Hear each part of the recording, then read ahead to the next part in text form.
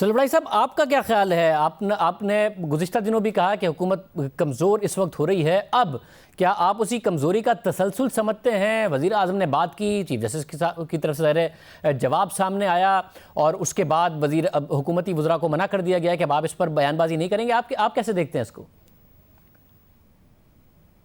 میرا خیال ہے کہ وہ ورق الٹا جا چکا ہے۔ یہ جب دھرنے ہوئے، دھرنے کی ٹائمنگ کے ساتھ ہی پرائم منسٹر نرم ہو گئے، پولے ہو گئے، پنجابی کا لفظ ہے کہ پہلے بڑے سخت تھے، ہارڈ تھے۔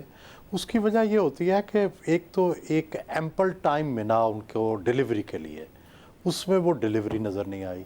دوسرا، جب آپ اپنے سب مخالفوں کی آواز دبا دیتے ہیں تو اس کا بھی ایک مناسب وقت ہوتا ہے کہ جب وہ سمپتھی گین کرنا شروع کر دیتے ہیں، جب آپ کی ایک طرفہ جو آپ کا احتساب ہوتا ہے اس کا بھی ایک وقت ہوتا ہے۔ تو یہ ہم سب کو، جتنے بھی لوگ ماضی میں یہ چیزیں دیکھتے ہیں، سب کو اندازہ تھا کہ یہ الٹیمیٹلی یہ وقت آئے گا، اور سارے لوگ اس پہ وارن بھی کر رہے تھے۔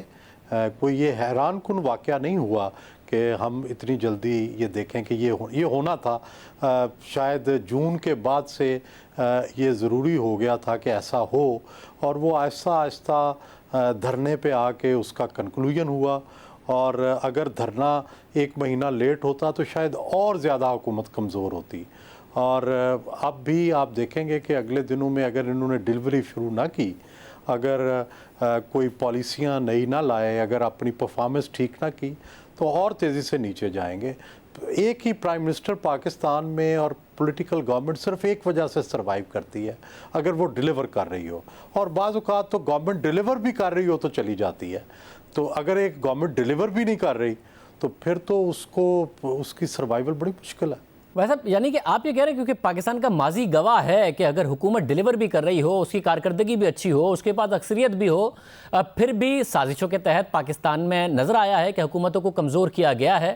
یہ جو 15 مہینے میں وزیر اعظم عمران خان بہت مضبوط وزیر اعظم سے اگر اس وقت کمزور نظر آ رہے ہیں، تو آپ کے خیال میں یہ کسی سازش کا نتیجہ نہیں ہے، یہ اپنی خراب کارکردگی اور غلطیوں کا نتیجہ ہے، کوئی سازش نہیں ان کے خلاف؟ نہیں، دیکھیں، کئی کاؤنٹ ہے اس کی، کئی وجوہات ہیں۔ پہلی تو بات یہ ہے کہ گورنمنٹ نے جو وعدے کیے تھے، جو خواب دکھائے تھے، ان میں سے کوئی بھی پورا نہیں ہوا۔ وہ لوگ جنہوں نے تحریک انصاف کو ووٹ دیے یا نہیں ووٹ دیے، سب کا یہ خیال تھا کہ تحریک انصاف کچھ نہ کر سکی تب بھی چھوٹی موٹی تبدیلی تو لائے گی۔ ملک کے اندر اوورسیز پاکستانی انویسٹ کریں گے، کچھ ڈپارٹمنٹ بہتر ہو جائیں گے، کرپشن جو ہے وہ بالکل ختم ہو جائے گی، احتساب واقعی ٹھیک ہوگا۔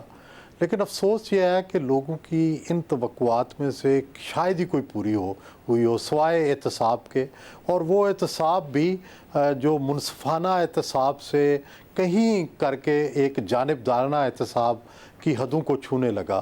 اور پھر یہ بھی ہمیں اندازہ تھا کہ جب اس طرح کا احتساب ہوتا ہے تو جو کرنے والا ہے احتساب، اس کی بھی لمٹس ہوتی ہیں۔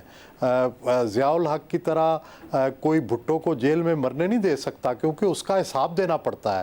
40 سال سے اس کا حساب دیا جا رہا ہے، 45 سال سے بھٹو کی موت کا۔ اب اگر نواز شریف بھی جیل میں مار دیے جاتے یا مر جاتے تو اور عمران خان دونوں کو اس کی سزا بھگتنی پڑتی، سیاسی سزا، اور پھر ان کا مداوع کرنا پڑتا 25 سال، 30 سال، 5 سال، 10 سال۔ تو اس سے سب گھبراتے تھے، لیکن پہلے جو ہمارے وزیر اعظم ہیں وہ اس سے نہیں گھبرائے۔ لیکن جب سچویشن بہت ورسن ہو گئی، ان کے ارد گرد لوگوں نے انہیں سمجھایا ہوگا یا میڈیکل رپورٹس دیکھی ہوں گی انہوں نے، اور انہیں یہ سمجھ آیا ہوگا کہ بھائی اب یا تو آپ وہ سیاسی سزا جو ہے، جو سیاسی تاوان ہے موت کا، یا اس کے لیے تیار ہو جائیں یا پھر انہیں جانے دیں۔ تو میرا خیال ہے انہوں نے بہتری یہ سمجھی کہ انہیں جانے دیا جائے، لیکن پھر انہوں نے اپنی سیاست بچانے کے لیے ضمانتی بانڈ اور دوسری چیزیں کوشش کی، جو کہ پھر جو باقی عوامل ہیں انہوں نے وہ نہیں ہونے دیا۔